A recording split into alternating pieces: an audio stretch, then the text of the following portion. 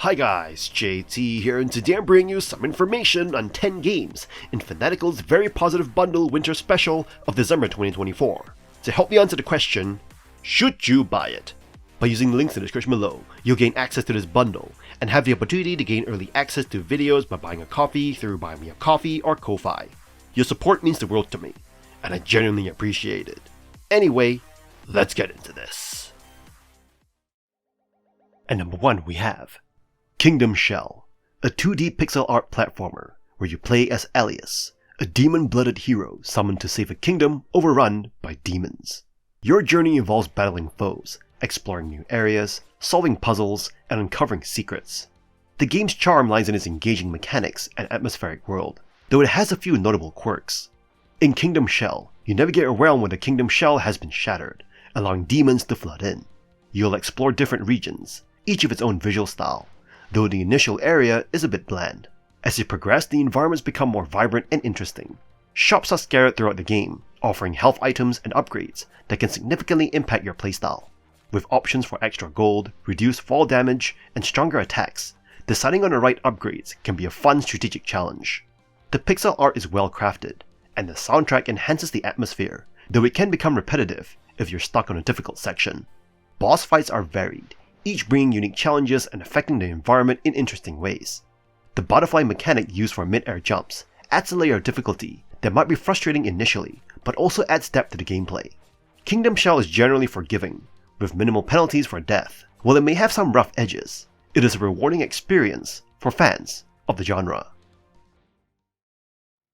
At number 2 we have The Bunny Graveyard, a retro horror adventure. Step into a world of horror and retro nostalgia with The Bunny Graveyard, a game that seamlessly blends classic gaming aesthetics with a spine-chilling story. This episodic adventure will transport you to a realm where not all bunnies are as innocent as they seem. Set in a universe brimming with 8-bit charm, The Bunny Graveyard lures you in with its deep narrative and intriguing lore. From the moment you begin, you'll find yourself captivated by the layers of mystery that unfold, teasing you with tantalizing theories and secrets waiting to be uncovered. The gameplay pays homage to classic pixelated adventures, reminiscent of titles like The Legend of Zelda: Link to the Past, albeit without RPG elements. As you navigate through the game, you'll encounter a variety of minigames inspired by retro classics, from rock paper scissors with the Handy Pals to a nostalgic homage to Punch-Out! The Bunny Graveyard captivates with its enchanting pixel art and entrancing soundtrack, evoking nostalgia from the Game Boy Advance era. Every detail, from the artwork to the soundtrack, captures the essence of early 2000s gaming, delivering a feast for the senses. While the game isn't without its challenges, particularly in later stages where difficulty ramps up, its cozy factor remains intact. Despite occasional moments of tension and jump scares, The Bunny Graveyard prioritizes substance over cheap thrills, weaving a compelling narrative that will keep you invested from start to finish. The Bunny Graveyard offers exceptional value for its rich storytelling and engaging gameplay. With hints of multi-layered lore waiting to be unraveled, this game promises hours of entertainment for fans of retro-inspired adventures. Prepare to embark on a journey filled with mystery, nostalgia, and a few surprises along the way. At number 3 we have Blasphemous, a dark 2D Metroidvania game. Set in a Catholic-themed apocalypse, this game draws clear inspiration from Dark Souls and offers a gore-soaked experience. As the penitent one, a giant pinhead, you awaken in a castle surrounded by the lifeless bodies of your fellow pinhead brethren. Blasphemous immerses you in its doomed and miserable world through its beautiful yet gory pixel art style, haunting soundtrack, and grotesque enemies. The combat in Blasphemous is relatively simple, with a 1-button 3-hit combo that can be upgraded to a 4-hit combo with different directional finishes. Learning enemy patterns and precise positioning are key elements, as you must dodge, parry, and counterattack strategically. Boss fights stand out as the game's highlights, offering varying degrees of difficulty and a sense of accomplishment upon victory. While Blasphemous excels in its atmospheric design and combat, it falls short in terms of platforming challenges. Some jumps require overly precise timing, leading to frustrating deaths and a lack of satisfaction. However, the game's multiple endings and vague requirements for achieving them add replayability and intrigue. Despite its flaws, Blasphemous remains a compelling experience that captivates players with its grim world and challenging gameplay. Its immersive atmosphere, stunning visuals, and haunting soundtrack make it an exciting choice for fans of the Metroidvania genre. While the combat lacks depth and variety, and the platforming sections can be frustrating, Blasphemous manages to leave a lasting impression. At number 4 we have Homebody, a unique horror experience, blending old-school survival horror with surrealism and puzzles. This indie title takes cues from the grimy horror of Resident Evil and the puzzle-focused structure of Silent Hill. As Emily, battling anxieties, you join friends at a rental house to watch the Perseid meteor shower. A power outage and a mysterious killer plunge you into a time loop, requiring you to solve interlocking puzzles over 7 hours. The game adopts a no-inventory system, rewarding you with puzzle-solving knowledge for future loops. Puzzles range from fluid pressure manipulation to sound replication and even a Minesweeper challenge. Dream sequences act as hints, guiding you when stuck. The game's writing shines in character dynamics, especially Emily's portrayal through dialogue choices, including explicit lies. Flashbacks delve into the group's rich history, intertwining with the surreal horrors in the house. The narrative explores mental health issues and unveils the owner's ties to the killer. While thematically consistent, the surreal and dreamlike storytelling may not appeal to all tastes. The level design echoes Resident Evil, featuring a classic house with hidden passages and expanding into strange areas. Visually, the low poly art style and fixed camera angles resemble classic horror games. However, the lack of scares and the killer's role as a time constraint rather than a threat might not suit everyone's expectations of survival horror. Despite some limitations, Homebody impresses with its clever puzzles, nuanced narrative, and a unique take on the horror genre, offering a satisfying experience for those who enjoy puzzle solving in the horror setting. At number 5 we have Tinykin, a charming 3D platformer with a Pikmin-inspired concept. You play as Milo Dane, a researcher from a future where humanity's origins are forgotten. After a teleportation experiment gone wrong, Milo is shrunken and finds himself in an abandoned 90s-era home, inhabited by an insect society and the Tinykin, a race of gremlins that respond to Milo's commands. Your goal is to gather components to repair a machine and return home.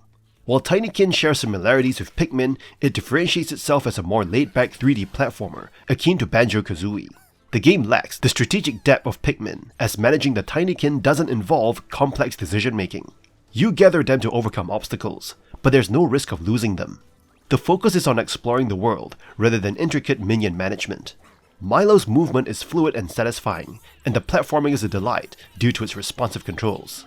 The house, where the game unfolds, is the star, offering imaginative environments built from household objects rearranged for the insect-sized world. The visual details in each room add to the game's charm. The collectibles and lore objects are less compelling than the world itself, but the joy of exploration makes up for it. The game's story and humor might not be its strong suits, but it captures the childlike delight of navigating a giant world. Tinykin is a joyful and laid-back platformer that provides around 6 hours of fun in a vibrant miniature universe. It's a delightful experience, even if its minion management mechanics are somewhat shallow. At number 6 we have Pumpkin Jack, a remarkable 3D platformer that captures the essence of the classic PS1 and PS2 games like Medieval and Spyro. This game stands out with its engaging combat, well-crafted storytelling, and delightful humor.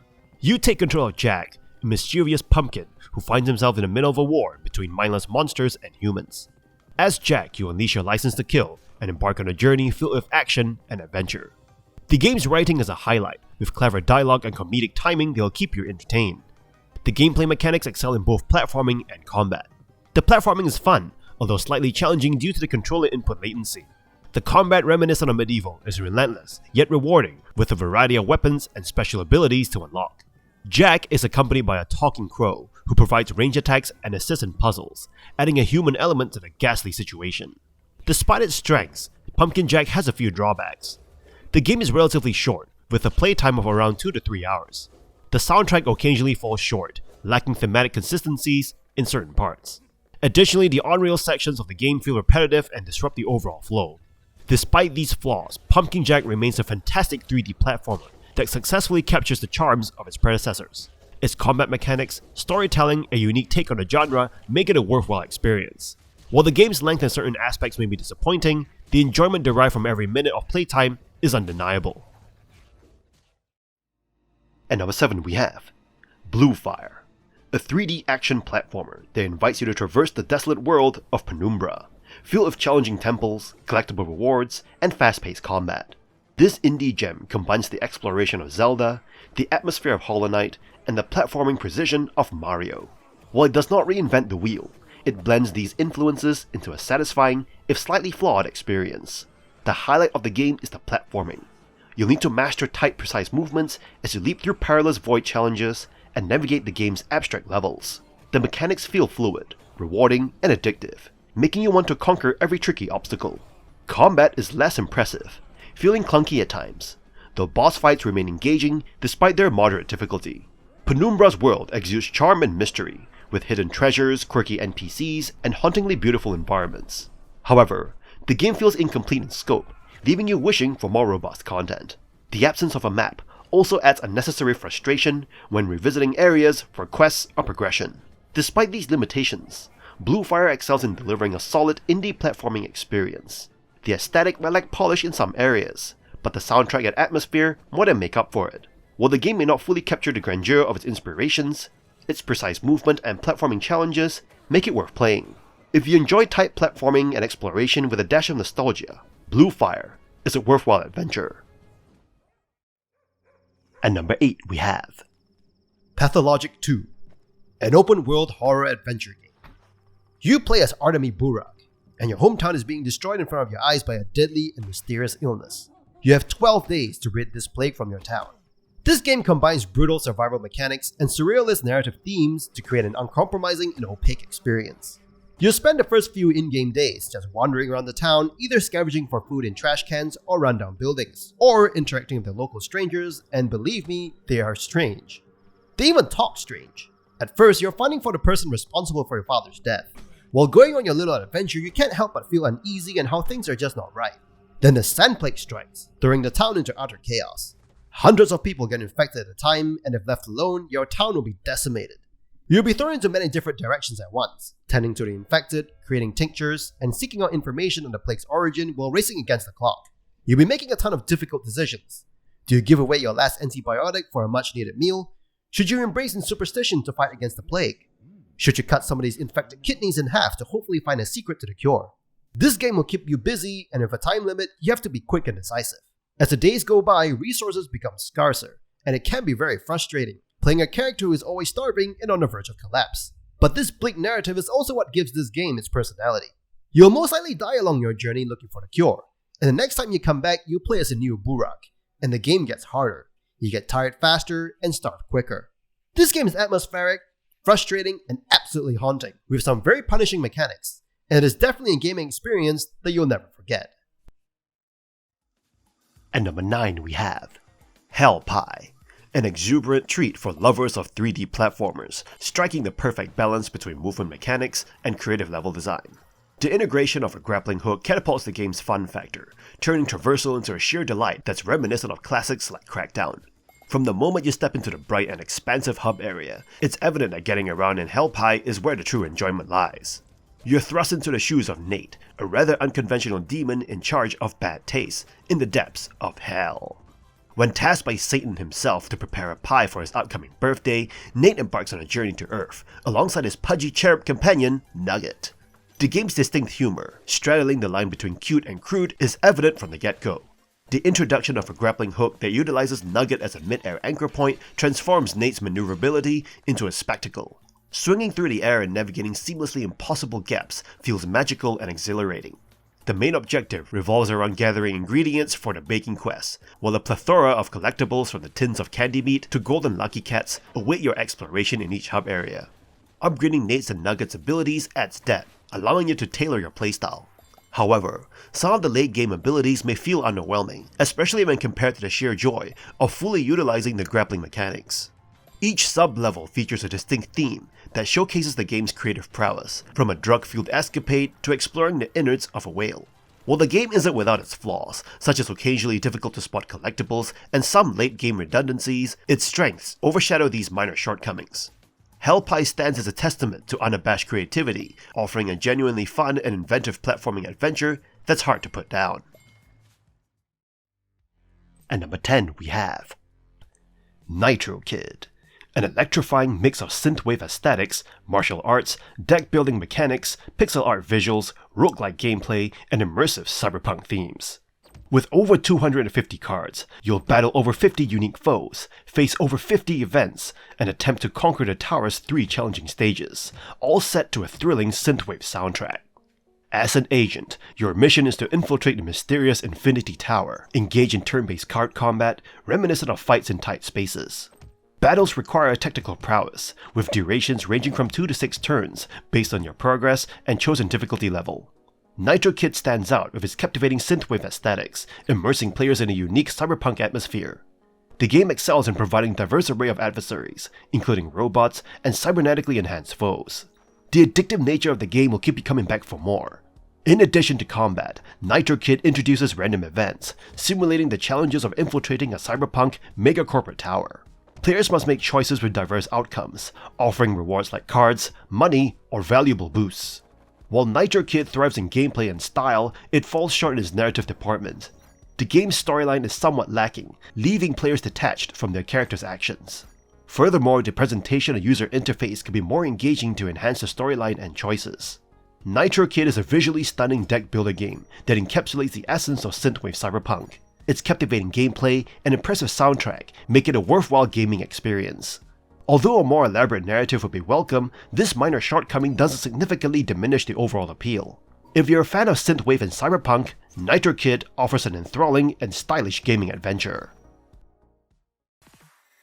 And that's all for this bundle. This bundle offers an incredible selection of games, catering to various tastes, from action-packed platformers like Blue Fire to thought-provoking puzzles like Paper Trail. Fans of dark narratives might find Pathologic 2 compelling, while Blasphemous continues to shine as a standout Metroidvania. With glowing endorsements for titles such as Nitro Kid and Pumpkin Jack, this bundle has something for everyone. Whether you're revisiting classics or discovering new favorites, this collection promises excellent value and unforgettable gaming experiences. In any case, I hope you enjoyed today's video, and if this video was helpful, feel free to leave a like and subscribe, and maybe consider unlocking early access to videos by buying the channel a coffee. From the bottom of my heart, thank you for watching, and I'll see you guys in the next video.